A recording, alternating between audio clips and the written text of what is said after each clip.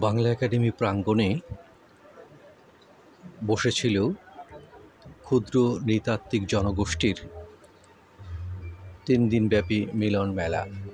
সেই মিলন মেলায় আমরা দেখতে পেয়েছি তাদের জীবনযাত্রার অনেক দুর্লভ জিনিসপত্র, নিত্য ব্যবহার্য জিনিস, জীবনযাত্রার সাথে যা ঘনিষ্ঠভাবে জড়িত, তাদের পরিধেয় বস্ত্রের বিচিত্র বর্ণিল বাহার, তারপর কৃষিকাজের জন্য তাদের ব্যবহার্য যেসব যন্ত্রাংশ সেগুলি আমরা দেখলাম।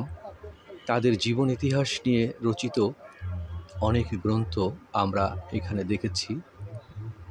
তার মধ্যে এই যে আমি যে গ্রন্থগুলো দেখছি, এর মধ্যে তাদের প্রতিটি গোত্রের শাখা প্রশাখাগুলি কিভাবে কোথায় বিন্যস্ত আছে, বাংলাদেশে কত জনগোষ্ঠী বসবাস করছে, সেগুলি সুন্দরভাবে উপস্থাপিত হয়েছে। অনেক প্রামাণ্য দলিলের মতো এই গ্রন্থগুলি। আমি এই আদিবাসী ক্ষুদ্র নৃতাত্ত্বিক জনগোষ্ঠী নিয়ে গবেষণা করছি, যে কাজে আমার সহায়ক হিসাবে এই গ্রন্থগুলি অনেক কাজে লাগবে বলে মনে করি। তাই বেশ কিছু গ্রন্থ আমি এখান থেকে সংগ্রহ করেছি।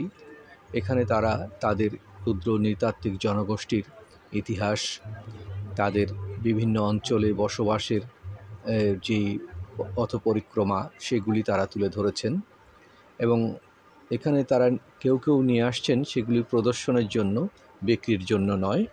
আবার কেউ কেউ সেটি বিক্রি করছেন। যারা বিক্রি করছেন তাদের কাছ থেকে আমি সেটি সংগ্রহ করেছি এবং তাদের যে বিভিন্ন এই যে বিচিত্র যন্ত্রাংশ, এই বাদ্যযন্ত্র, কোনো কৃষিযন্ত্র, তাদের শিকারের যন্ত্র, তারপর আপনার এখানে তাদের বিভিন্ন তৈজসপত্র, নিত্য ব্যবহার্য অনেক কিছুই তারা এখানে নিয়ে আসছেন। অত্যন্ত মানে দেখার মতো জিনিস, বিশেষ করে মনোমুগ্ধকর সেই জিনিসগুলি।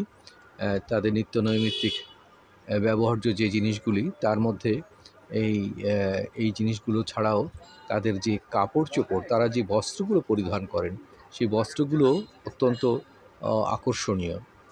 আমরা এই সব কিছু আপনাদেরকে পর্যায়ক্রমিকভাবে দেখাচ্ছি। তাদের যে জনগোষ্ঠীর যে এই যে দেখুন, এই যে এখানে যে তাদের যে শাখা প্রশাখাগুলো রয়েছে, বাংলাদেশের কোন অঞ্চলে কতজন তারা বসবাস করছেন। এই যে এখানে ঝোলানো রয়েছে কিছু তাদের ব্যবহার্য জিনিসপত্র, অনেক প্রাচীন, বিশেষ করে দীর্ঘকাল থেকে তারা এই জিনিসগুলো ব্যবহার করছেন। পাহাড়ি অঞ্চলে গেলে আপনি দেখবেন যে এইভাবে তাদের ব্যবহার্য জিনিসপত্র এখানে আছে। কিছু আছে মাছ শিকারের জিনিস, কিছু আছে লাইটিংয়ের, বিশেষ করে আলোর যে ঢেকে রাখার যে ঢাকনা, সেটি। এই যে জিনিসগুলো দুলছে এখানে, এগুলো কিন্তু তাদের নিজের হাতে তৈরি।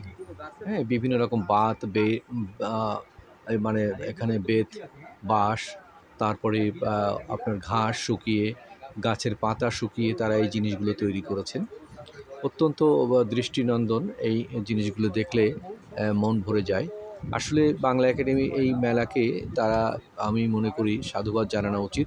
কারণ একই জায়গায় আমরা তাদের এই বাংলাদেশে বসবাসকারী সকল জনগোষ্ঠীর সাংস্কৃতিক ঐতিহ্যের একটা যে প্রদর্শনী, সেখানে অনেক কিছু দেখতে পেলাম, অনেক অজানা তথ্য জানতে পেলাম, যেটি যারা গবেষণা করছেন তাদের জন্য অত্যন্ত সহায়ক বলে আমি মনে করি।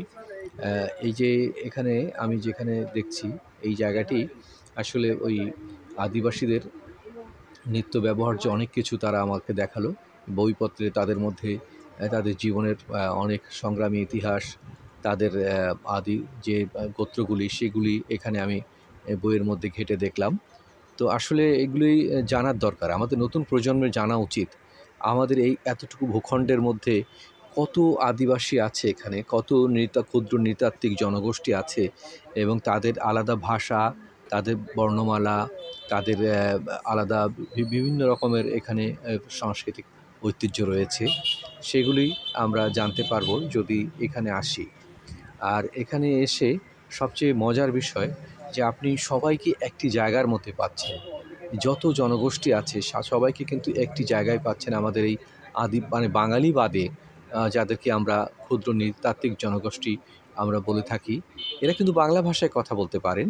তা বাদেও এদের নিজেদের ভাষা আছে এবং সেই ভাষাগুলি ওরা ব্যবহার করে থাকেন নিজেদের মধ্যে আলাপ আলোচনার সময়। ওনাদের বর্ণমালা আছে। আমাকে এক ভদ্রলোক একটি ডুমুর খেতে দিলেন, সেটি আমি খেলাম।